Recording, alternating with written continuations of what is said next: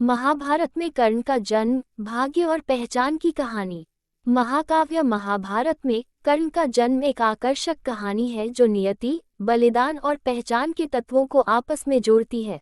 कर्ण महाकाव्य में एक केंद्रीय चरित्र, अपनी जटिल पृष्ठभूमि और जीवन भर चुनौतियों का सामना करने के कारण एक महत्वपूर्ण स्थान रखता है। आइए हम कर्ण के जन्म की कहानी में तल्लीन हो, उसकी उत्पत्ति के पीछे की पेचीदगियों और प्रतीकों की खोज करें। कर्ण का जन्म रहस्य में डूबा हुआ है और कई दिलचस्प घटनाओं के साथ सामने आता है। पांडवों की माता कुंती ने ऋषि दुर्वासा से वरदान प्राप्त किया था, जिससे उन्हें किसी भी देवता का आह्वान करने और उनसे एक बच्चा पैदा करने की शक्ति प्राप्त हुई थी। जिज्ञासा के कारण कुंती ने वरदान का परीक्षण करने का फैसला किया और सूर्य का आह्वान किया। परिणामस्वरूप उसने दिव्य गुणों वाले एक तेजस्वी बालक को जन्म दिया। हालांकि परिस्थितियों ने कुंती को अपने नवजात बच्चे को त्यागने के लिए मजबूर कर दिया। उसने उसे एक टोकरी में रखा और उसे गंगा नदी में बहा दिया। परित्यक्त बच्चे की खोज अधीर्थ नाम के एक सारथी और उनकी पत्नी राधा ने की थी। करुणा से भरकर उन्होंने बालक को गोद ले लिया और उसका नाम वसुसेन रखा। वसुसेना के रूप में बड़ा होना। वसुसेन अपने वास्तविक वंश से अनभिज्ञ, अधीर्थ और राधा के पुत्र के रूप में एक विनम्र जीवन व्यतीत करते थे। उन्होंने छोटी उम्र से ही असाधारण प्रतिभा और कौशल का प्रदर्शन किया। वसुसेना ने विभिन्न विषयों, विशेष रूप से तीरंदाजी में ज्ञान और विशेषज्ञता हासिल की।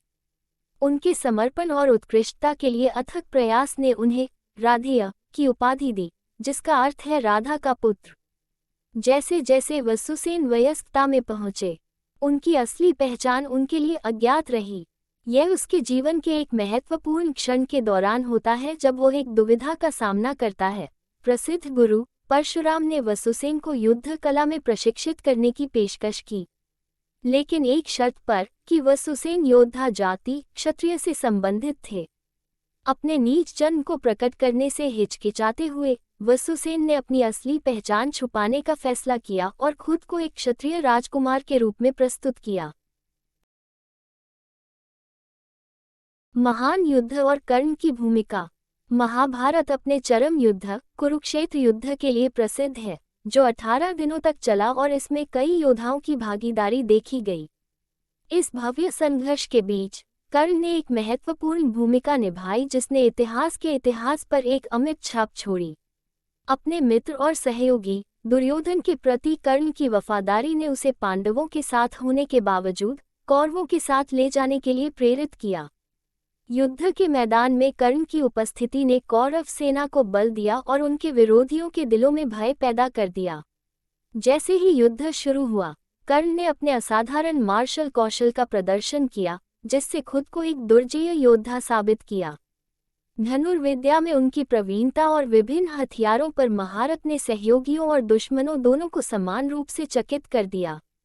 कर्ण की वीरता और अदम्य भावना युद्ध के मैदान की चर्चा बन गई, जिससे उन्हें अपार सम्मान और प्रशंसा मिली।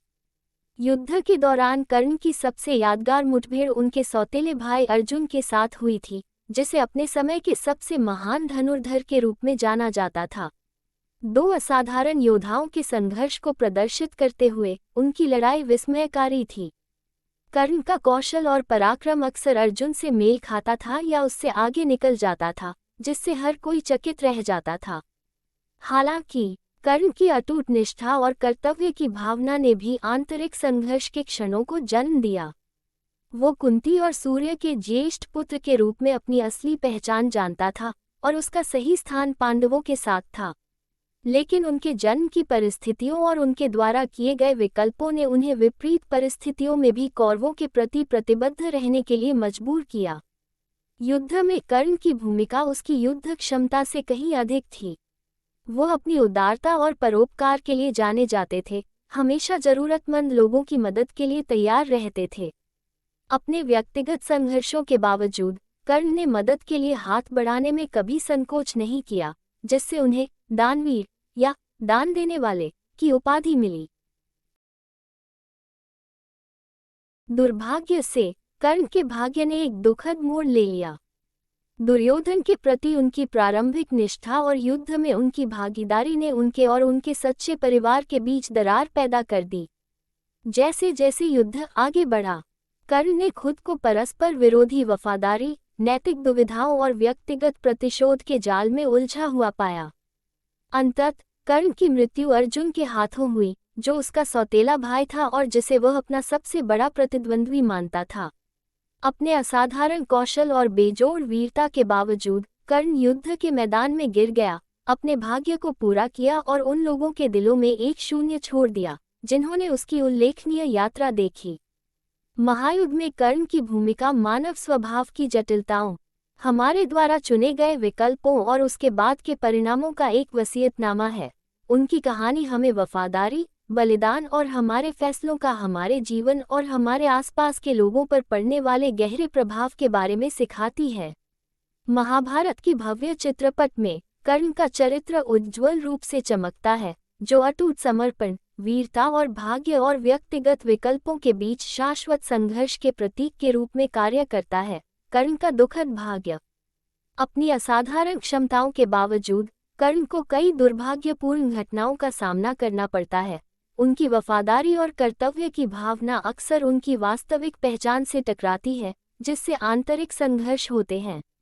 कर्ण का दुखद अंत तब होता है जब वो युद्ध के मैदान में अपने सौतेले भाई अर्जुन का सामना करता है। अंततः कर्ण अर्जुन के बाणों का शिकार हो जाता है, अपने भाग्य को पूरा करता है और बहुतों के दिलों में एक खालीपन छोड़ जाता है। निष्कर्ष, महाभारत में कर्ण का जन्म साजिश और जटिलता से भरी एक कहानी है। यह नियति, बलिदान और किसी की पहचान के साथ संघर्ष के विषयों पर प्रकाश डालता है। कर्ण की यात्रा दुनिया में अपनी जगह पाने के लिए व्यक्तियों को जिन चुनौतियों का सामना करना पड़ता है, उसका एक शक्तिशाली अनुस्मारक के रूप में कार्य करता है।